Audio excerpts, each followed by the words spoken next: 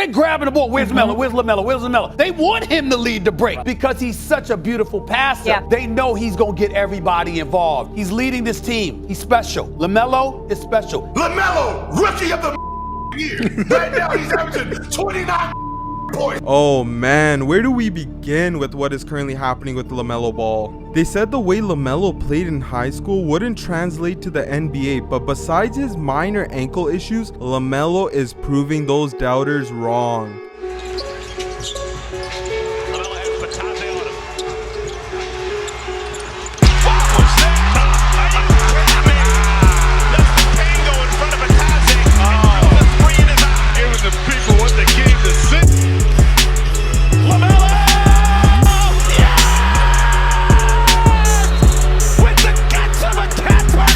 LaMelo Ball has been making waves in the NBA, delivering performances that put the league on notice. People doubted whether he could take his game to the next level, but LaMelo is silencing critics and showing why he's the face of the Hornets' future. Kyrie has some good words for LaMelo after he played against him. I think he's healthy this year and he's able to show the world who he is. And he's got good pedigree, man. He comes from a family that has pros. Lonzo's helped him out a lot. So yeah, I'm happy for him, proud of him, man. And, just wanted to see him continue to be successful. LaMelo has been an offensive engine for Charlotte. Before his ankle injury on January 27th, he was averaging 28 points per game, along with 7 assists and 5 rebounds. He's also knocking down 33% of his three-pointer attempts, but it's not just about the raw stats that stand out. It's about how he controls the game. LaMelo has worked tirelessly on his jump shot, sending all of the NBA warning that he's here to stay. But what's even more impressive is how LaMelo has elevated his game despite the Hornets struggling with injuries. With players like Grant Williams, Brandon Miller, and most recently Trey Mann all out of the lineup due to season-ending injuries, he's had to take on a heavier load himself. Pause. And he's responded by stepping up as a leader. You can see it in his body language on the court and hear it in his post-game interviews. Right now on how deserving you are to be an all-star this year. Just me being me. I feel like I'm an all-star every year, so I just gotta play the amount of games or whatever and just go out there and hoop. But yeah, every year I feel like I'm talented enough to be up there. But unfortunately for LaMelo, he wasn't selected to be an all-star this season after the NBA announced the 14 reserve players and his name wasn't even on the list. Obviously the fans had LaMelo Ball number 1. Who's having a terrific year. Yeah, and the players had him number 3. The media had him number 7. And he doesn't make the cut as far as the coaches go. It's going to be like that every year. Somebody, those are 3 names that definitely deserve to be on the team, but this is where the cookie crumbles sometime, Ernie.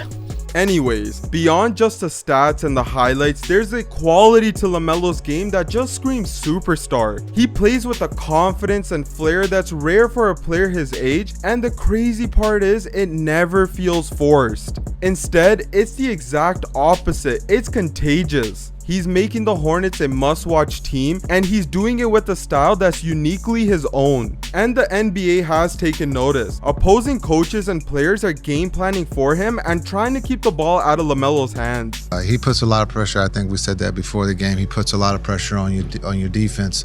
His ability, his range, his right past half court. And then if he gets downhill, his ability not just to attack the rim, but to play make. And he did both at a high level tonight. No pressure. We just know that at the end of the day, we got to make sure we get the ball out of his hands as much as possible. And that's exactly what we try to do. And before we continue, make sure to leave a like to help support the channel. The Hornets are in a tough spot this season, currently sitting at a horrible record of 12 wins and 36 losses. Despite LaMelo's incredible performances up until his injury, the team's struggle highlights a bigger issue. They can't win games. So does staying with the Hornets truly benefit his career? LeVar Ball wants to see all of his sons play for the Clippers. I want them all to play for the Clippers. Wait, what?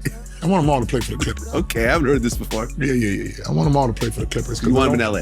Yeah, because here's the thing. I don't want to go back to the Lakers on the fact that how you did Lonzo. So why not bring the other two? Let's go from, Steve Ballmer. That's my guy. I like him. I like his style. Yes. That's why I tell him. My last name Ball, his last name Ballmer. We supposed to ball more. We're supposed to ball more. He got the best thing. He got a whole new stadium coming up. And hopefully at that time, hey, let Clippers, come on, trade Melo over there to the Clippers. And then say Lonzo ain't good. And then let Lonzo be like, oh, I'm not going to re-sign with Chicago. Let me sign with the Clippers. Well, right, because this year Melo signed a contract extension with the Hornets. Yes. So, well, I mean, but then again, things change. Trade him. They might be like, They might trade him. You might trade him and get everybody you can for him. And then, Ballmer ain't going to be like, I don't want them. He get all three of the ball. LaMelo signed a 5-year deal for $200 million this season, which means his contract will be ending in 2029-2030 season. With that being said, he did not sign a no-trade clause, which means that the Hornets can freely trade him whenever they want. But would the Hornets give up on LaMelo? After the Luka trade, anything is possible. For LaMelo, leaving Charlotte despite what team he goes to might be bittersweet, but it could also be the best decision of his career. He's done almost everything in his power to lift the Hornets, and at just 23 years old, he's about to be entering his prime in the next couple of years and needs an environment that matches his ambition. Let's be real, LaMelo wants to win championships, but he has no one on his team that can stay healthy, including himself. People have been speculating that LaMelo's stats are only high because he's on a bad team, and Chandler Parsons called him out while praising Cade Cunningham. Their team, Pistons, aren't that much better on paper than the Hornets.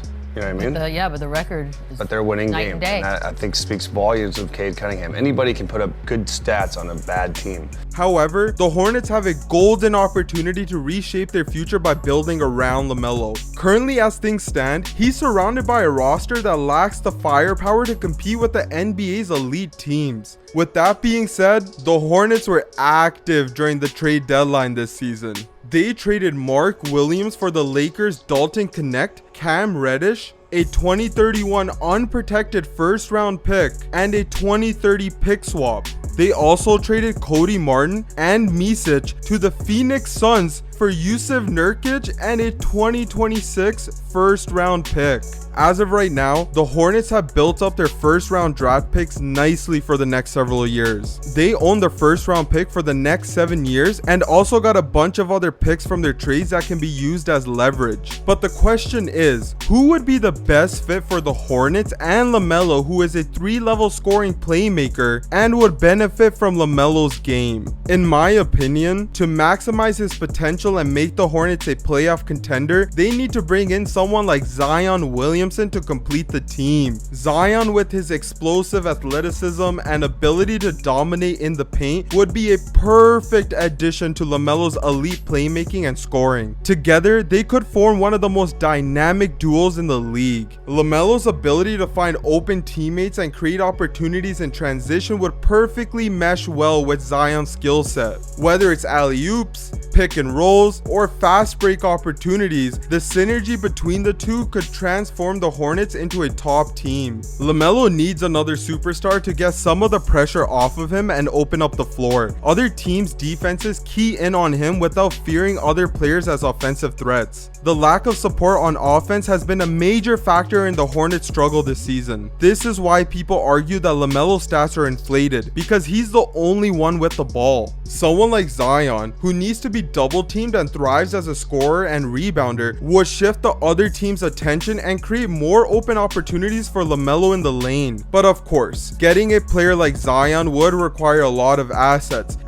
that the Hornets have been collecting over this trade deadline. They already have the foundation in LaMelo Ball, but they can't stop there. If they want to be competing with some of these elite NBA teams, they need to surround LaMelo with the players he needs. And for Zion with the Pelicans, there's already a lot of drama surrounding his position in the team, so a trade is definitely possible. He's always injured, never playing back-to-back games. He was suspended for a lack of discipline. He has weight issues, which the Pelicans had to address by adding a weight clause in his contract. And he's been in trouble with women outside of the NBA, which isn't a good look on his overall image and Pelicans, especially when you're paying him $197 million for a 5-year contract. But Zion is the superstar for the Pelicans, and the question is, would they give him up for what the Hornets have to offer? Imagine a 23-year-old LaMelo and a 24-year-old Zion teaming up for the next decade and taking over the NBA. Adam Silver talking about how the ratings are down? Pair these two guys up and you will see the ratings skyrocket. You got to find a way